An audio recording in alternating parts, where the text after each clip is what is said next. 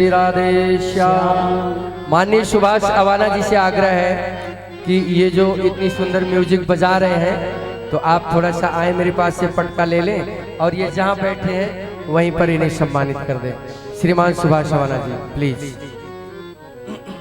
ये दो बहनें जो आई हैं ये भगवान की बड़ी परम भक्त हैं, ये बहुत सुंदर नृत्य करती हैं, लेकिन अभी अभी आई हैं, थोड़ा विश्राम कर लें तो फिर उसके बाद आप इनका नृत्य देखना महाराज। बिना बोले करती हैं ये, इनको बोलना नहीं पड़ता है। मैं 2 दिन से सोच रहा था कि अब तक आई क्यों नहीं, और कल इनके हाथों का व्यंजन भी हमें निमंत्रण मिला है, खाने को मिलेगा।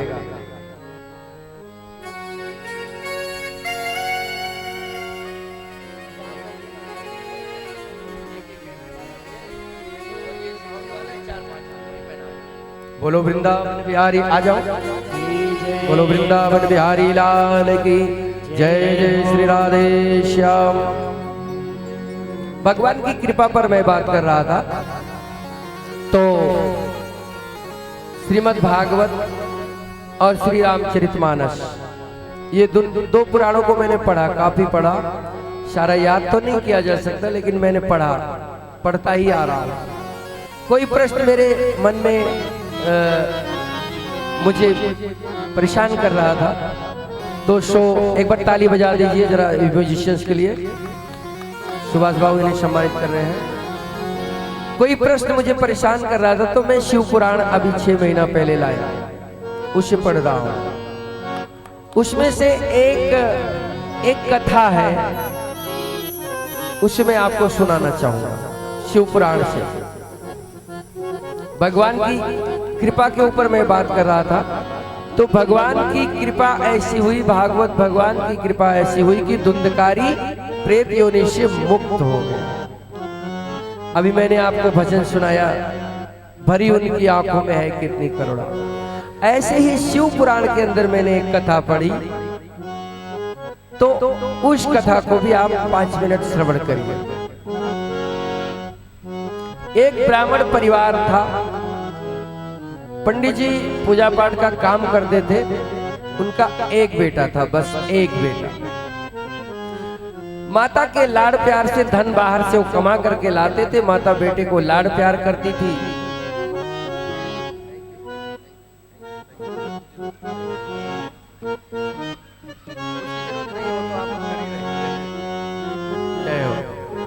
तो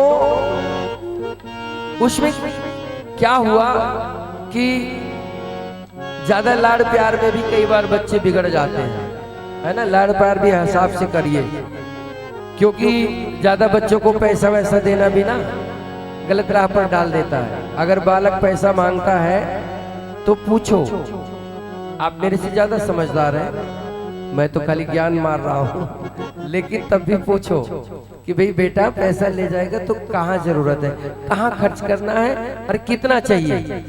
बच्चे बाप से तो कम ही बात करते हैं, जहाँ तक मेरा अनुभव है। मेरे तो मुझसे कम ही करते हैं, साल 6 महीने में पूछते हैं कुछ, और माँ से 24 घंटे करते हैं। तो मुझे आशा है कि आप लोगों से भी ऐसे हैं, आपके पास वो जादू वो विद्या है कि बच्चे माँ गाली भी दे, डांटे भी, मारे भी तो बुरा नहीं मानते, वहीं रहते उसी से सब बात कहते हैं, क्योंकि माँ जन्म देने वाली होती है, माँ जगत जननी है। तो माँ बाप कमा करके लाता था, पंडित जी कमा करके लाते थे, और वो अपने बेटे को पैसे धेले देती थी तो वो बिगड़ गया, गलत संगति में चला गया।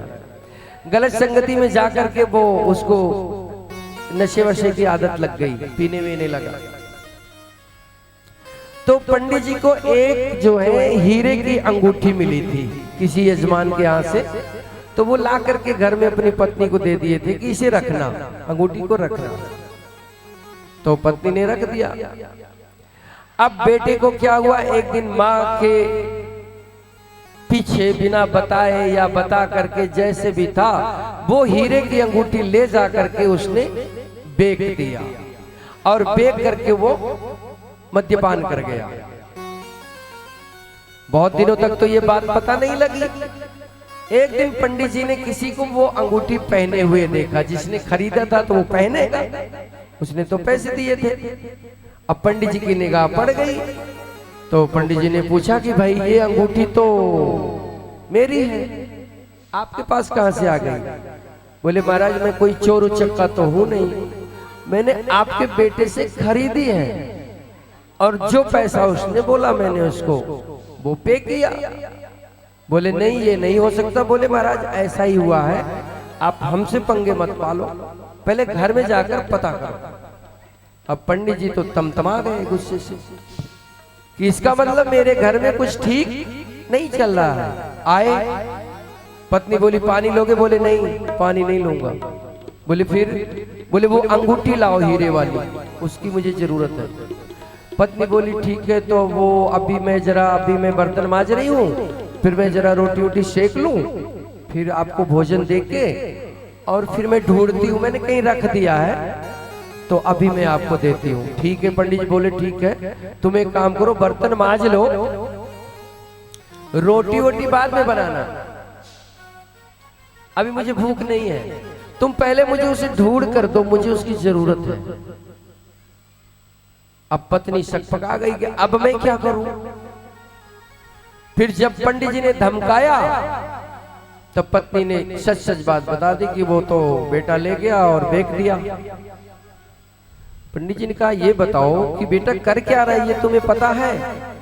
बोली महाराज बस इसकी आदतें गलत हो गई, गलत संगति में चला गया है, इसने पीना खाना शुरू कर दिया और मुझसे पैसे भी मांग कर ले जाता है, ये अंगूठी भी ले जाकर बेच दिया। अब पंडित जी को लगी गुस्सा और उन्होंने उठाया लठ और लठ उठा करके बेटे को लगे मारने। मारते मारते इतना मारा कि बोले तू घर से निकल जा, अब मेरे घर में तुम लौट करके मत आना, तुम मेरे लिए मर गए। पंडित जी ने बोला कि मेरे घर में तुम कदम मत रख देना, मुझे ऐसी औलाद नहीं चाहिए, मेरा रिस्पेक्ट है, सम्मान है समाज में, तुम उसको बेच रहे हो, जगह जगह शराब पी रहे हो, मेरी इज्जत मिट्टी में मिला रहे हो, घर के पैसे भी बर्बाद करे हो, घर से निकल जाओ। अब क्या करे जी, निकल गया वो बेटा, घर से निकल गया। अब गया तो भूख प्यास से बेवल, कहीं कुछ खाने को ना मिले, पैसा है नहीं। एक मंदिर में गया तो मंदिर में एक परिवार रुद्राभिषेक कर रहा था। वो परिवार आया था रुद्राभिषेक के लिए और रुद्राभिषेक कर रहा था, तो वो वहीं पर बैठ गया कि अभी रुद्राभिषेक होगा तो उसके बाद कुछ प्रसाद वगैरह मुझे मिल जाएगा तो कुछ मेरी भूख मिट जाएगी। इसी भाव से वो बैठ गया, बैठा। अब रुद्राभिषेक होते समय उसने भगवान भोलेनाथ में ध्यान लगाया, पूरा रुद्राभिषेक को उसने देखा और सुना। रात बज गई 11-12, लेकिन प्रसाद उसे किसी ने नहीं पूछा, मंदिर के बाहर ही बैठा था। वो परिवार अपना 12-1 बजे तक गाता बजाता संकीर्तन करते, इसके बाद वो परिवार वही मंदिर में सो गया। तो अब इसको भूख ज्यादा लगी, 12-1 बजे 2 बजे जब इसने देखा कि सब सो गए तो वो मंदिर में बढ़ गया। और मंदिर में बढ़ा किसी चोरी के भाव से नहीं बढ़ा, सिर्फ वो शिवलिंग पर जो प्रसाद थे उस प्रसाद को लेने के भाव से बढ़ा। और जाकर के वो जब प्रसाद ले रहा था तो उसका पैर कहीं इधर उधर पड़ गया, कुछ खिटखिट हुई, कोई लोटा गिर गया, कोई बर्तन, कुछ आवाज आई, तो जो परिवार वहां था लेटा हुआ वो सब जग गए। और जग गए तो चोर चोर करते हुए उसे दौड़ा लिए और बाद में उसने पब्लिक ने पकड़ लिया, उसे मार डाला। इतना मारा कि वो मर गया। पहले बाप ने मारा था, फिर वो मर गया। जब मर गया तो यमराज के दूत आए उसे लेने के लिए। लेकिन मेरे भाई बहनों, शिवलोक से भगवान भोलेनाथ के गण भी आए उसे लेने। बोले इस जीवात्मा को छू मत देना। बोले महाराज ये तो पापात्मा है, पापी है। बोले नहीं, पापी थी, वो 4 घंटे पहले तक पापी थी। अभी इसने पूरा रुद्राभिषेक बैठ करके देखा है, भगवान के नाम का सुमिरन श्रवण किया है, ओम नमः शिवाय का जप सुना है, और ये भगवान का प्रसाद लेने गया था, तो भगवान शिव के शिवलिंग का भी इसे स्पर्श हुआ है। इसलिए इस जीवात्मा को तुम यमलोक नहीं ले जा सकते, ये शिवलोक का उत्तराधिकारी है। बोलो भगवान भोलेनाथ की जय हो। भगवान बहुत कृपालु है। गलतियां हम लोगों से होती है, समझ हम नहीं पाते हैं। हम करें ज्यादा पूजा पाठ मत करो, कुछ नहीं कर सकते, खाली सबका भला सोचो और भगवान के नाम का जप करो बस। ज्यादा जप नहीं कर पाओ, सुबह 10 बार कर लो, 5 बार कर लो, 2 बार कर लो, 1 बार कर लो। घर से निकलते हुए कर दो जय भोलेनाथ, जय कन्हैया, जय राम, जो भी कर सकते हो करो, वो अच्छा ही होगा।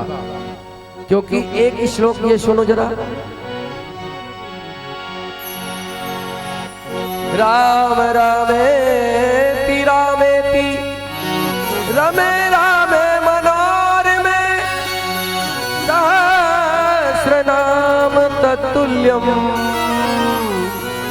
राम नाम वरानने। भगवान राम का एक नाम हजारों नाम के समतुल्य है। बोली सीतापति रामचंद्र भगवान के। नाम में बहुत शक्ति है साहब, बहुत ज्यादा। इस धरती को भगवान का नाम है, भगवान की कथा चला रही है।